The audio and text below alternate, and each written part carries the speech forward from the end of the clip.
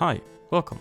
This video will be a little bit different than my regular army videos. Instead of painting a full army, I will show my process of how I explore picking a theme and color for my full army. In short, I will try out to paint 4 different color schemes that I like the most, based on some research and personal preference. Hopefully this works well for Bretonnian, because the knights are supposed to have their own color scheme in the older editions and is well encouraged by Games Workshop. Heraldry has a very interesting history in both real life and old world. There seems to be a tradition of combining mostly 3 different primary colors: red, yellow, blue, as well as black and white. Unfortunately leaving green for a special knight. I had a look at some of the amazing concept art and illustrations that was released with this new starter box, and I am excited to try out a new take based on this. A grimy, real world, worn and torn look, like they have been a battlefield for months.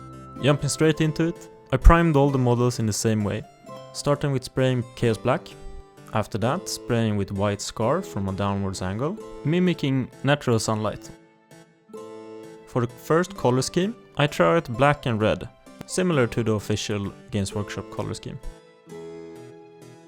When the priming is done, it should look something like this. Alright, for the first color, we're going in with Blood Angels Red. Even though we're gonna cover the fabric in red and black, we're starting off with painting all of the fabric red. After that, we're continuing with Wyldwood, painting the horse, all of the leather and wooden material, as well as the coat for the men-at-arms. After that, Black Templar. This is where we're gonna paint a checkered pattern on the shields. I recommend a good brush and some patience. After that, Leadbelcher, covering most of the metal parts.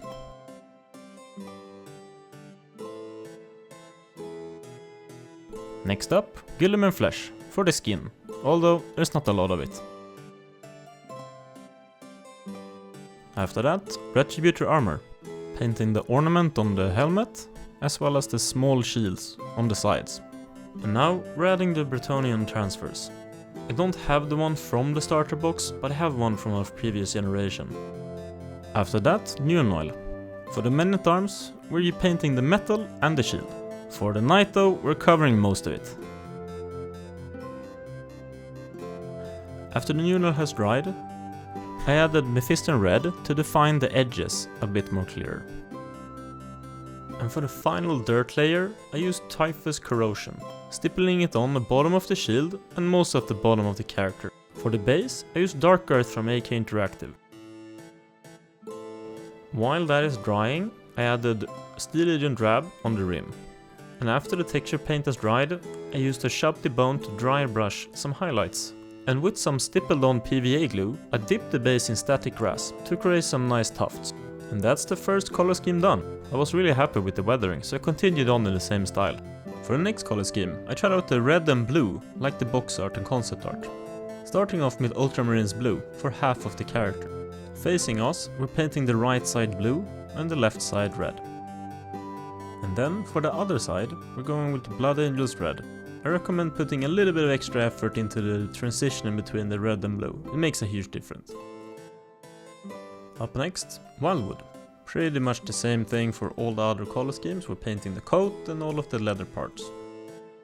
And then Leadbelcher for all of the metal parts. And Retributor armor for the helmet ornament and the small decorative shields on the horse. And then it's time to apply your transfers to the shield and the horse. And then Nuln. For the men-at-arms, we're applying it on the metal and the shield, and for the knight, we're covering the whole unit. And then Typhus corrosion, to bring out that muddy texture. I went in pretty heavily, but of course you don't need to use this much if you want a cleaner model. After that, Alaitoc blue. I felt we needed to retain a little bit about the highlights that we established before, so I repainted that on top of the character. Alright, super happy with this one as well. For the next color scheme, I want to try something different. Borrowing some inspiration from another artist in the community. I saw this image of an army with a bright yellow and a black chevron, so we're gonna cover most of the unit in Imperial fist. As an added bonus, this also means that we have a heraldry that doesn't require any transfers. Alright, next up is Wyldwood, like the other paint schemes, covering the coat, the leather and the horse. And after that, Guilliman Flesh to paint the skin. And then Leadbelcher to paint all of the metal parts.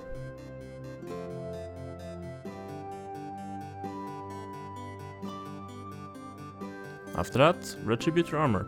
As usual, painting the ornaments on the head and a few additional details on the horse armour. After that, Black Templar to paint the chevron. And then Phalanx yellow, mainly to clean up some of the edges for the chevron and also some additional highlights on the brightest parts of your armor. And after that, we're covering the whole unit in Nuln oil.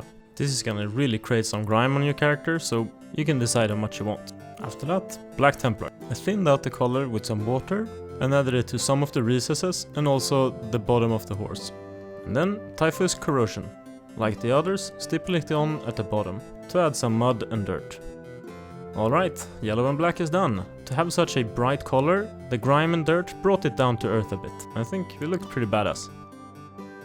For our last color scheme, we're going with the blue and white, and we're starting off with Calgar blue. And I wanted to try out some different shapes for the heraldry. So I went with a checkered pattern for the knight and a diagonal shape for the Minotaur. Next color, Wyldwood. Painting the coat, the leather and the horse. After that, Leadbelcher to paint all the metal parts. And then Guilliman Flesh for the skin. Retributor gold for the helmet's ornaments and the details on the horse. Adding some white Bretonnian Transfers. And after that, covering the metal and the shields with Nuln oil.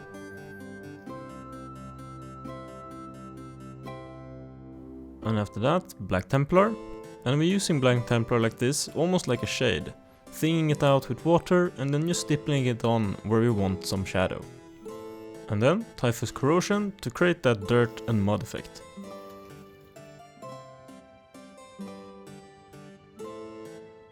Alright, blue and white is done.